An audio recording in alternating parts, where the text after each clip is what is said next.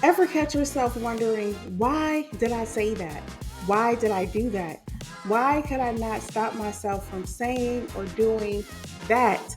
If you find yourself asking yourself that question far too often, today's Sunday School is for you because we are talking about how to gain control over your impulses, how to gain control and stop self sabotaging, right? And it's not about willpower, it's all about design and having a plan ahead of time. And today we are going to lay out that plan. So, for those of you who have never been here before, my name is Shelomith, and I would like to welcome you to another detour to Destiny Sunday School. Let's get right into it.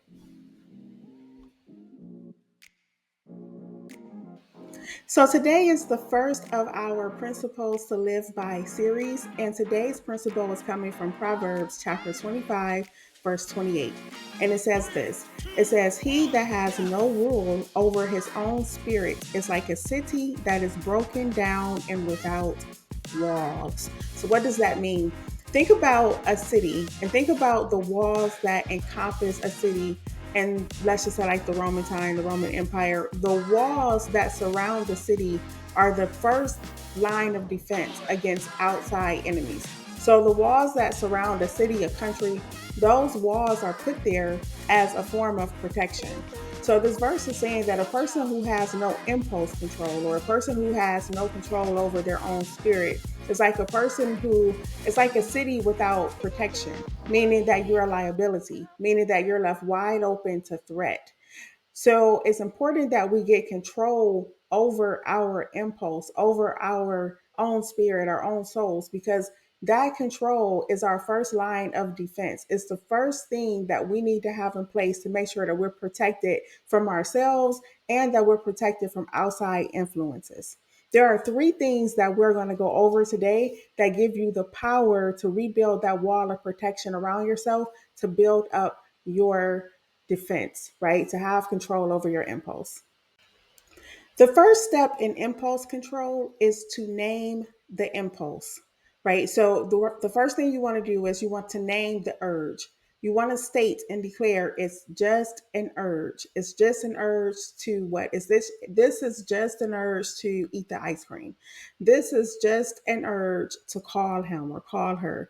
This is just an urge to respond, right? It's not a command. It is not a truth. This is just an emotion that is passing through. It's very important to declare that. So, why does labeling the urge or labeling the feeling work? Well, naming the feeling equals regaining control. How does that work? Because it reduces the amygdala activity, which is the part of your brain that is responsible for emotional overload. So what happens is when you label the urge, when you name the urge, when you call it what it is, you shift from reaction to reflection. So the part of your brain that is impulsive, that part shifts from you shift from that function of the brain to actually being in a place of reflection where you're thinking about your actions opposed to just being a victim of the impulse. A powerful second tool you can use to overcome your impulse is to apply the 10 minutes rule. The 10-minute rule is you telling yourself, I will wait 10 minutes before I act. An easy way to apply this strategy is to go for a walk. Create distance between yourself and the impulse. This is a great way to clear your head. Delay works because it strengthens your rational brain. So, this is a great opportunity, like I said, for you just to create that distance and create the space. So again, go for a walk, take a run, maybe do a quick chore around the house, fold clothes, call a friend. Just do something for a minimum of 10 minutes. 10 minutes is key to distract yourself and to create distance between the thing that you are feeling impulsive about. Because again, the delay is going to strengthen your rationale brain and increase your chances of success and reducing the urge to do whatever it is you're trying not to do. A third strategy that's extremely powerful when it comes to overcoming impulse is to design the decision or to preload the decision. This means you want to make it very hard to do the things you don't want to do, and you want to make it easy to do the things that you do want to do ahead of time. So, for example, let's consider working out, going to the gym, eating healthy. How can we make going to the gym easy, and how can we make eating the wrong foods hard? Meal prep is a great way to make the good decisions easy, right? Because when you're hungry, you won't find yourself starving with no other options than fast food. The food you're supposed to eat is already ready and prepped for you. All you have to do is grab it. For the gym, pack your gym bag the night before, because this again is going to preload the decision. The gym bag is going to be ready to go. All you have to do is wake up, hit the gym, right? Because this again is increasing ease. Friction, throw away the stuff you're not supposed to eat. So, any food you're not supposed to have, make it hard to get that food. And that's how you create resistance that makes it harder to make the wrong decision. This works because planning ahead reduces decision fatigue. And also, planning ahead just increases follow through, right? Behavioral science shows that implementation intentions improve your follow through. Creating that resistance and making it harder to not do the things, or making it harder to do what you don't want to do actually makes it easier that you'll follow through and resist the impulse, right? So throwing away the chips, throwing away the cookies makes it easier to resist junk food urges. Deleting someone's phone number from your phone, deleting all possible ways to contact someone you don't want to talk to. It makes it harder if you got to call a friend or call someone and say, hey, give me his phone number or give me her phone number. Delete everything that you have that's connected to them if you're not supposed to talk to them, to reduce the impact that the impulse to call has.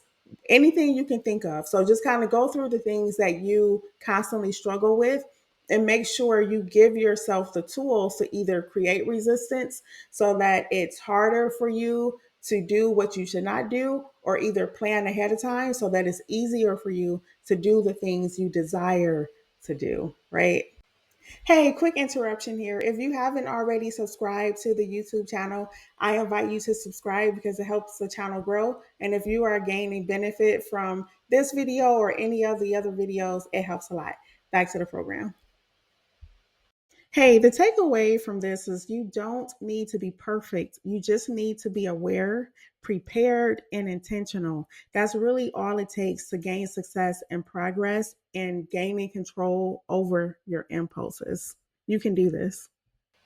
Finally, the most important thing is for you to remember that self control is a skill. And every time you pause, you practice. You're not out of control, you're just out of practice. And these steps empower you to get your power back. So hopefully these three strategies have made you feel empowered. Hopefully you feel hopeful that you actually can control your impulses. You don't have to be a victim to your impulses. You can actually take control. It's not about willpower, it's more about design and having a plan ahead of time. And these three steps and strategies are definitely a powerful plan that have been backed by behavioral science, and they will give you the leverage that you need over your impulses. Until next Sunday, be blessed. I would love to hear which strategies you actually apply, if not all of the strategies, right? Because again, gaining control over your impulse is really the key to all success. Because when you don't feel like doing something, it's impulse control to help you even take action when you don't want to take action.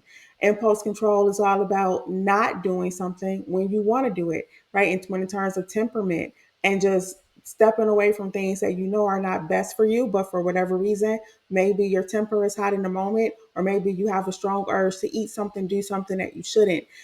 Whatever plans we have, self control is the key to succeeding, whether it's in business, whether it's in relationships, whether it's in financing, right? It all comes down to impulse control. So I'm happy to have shared these strategies with you. Until next Sunday, be blessed. Love you so much.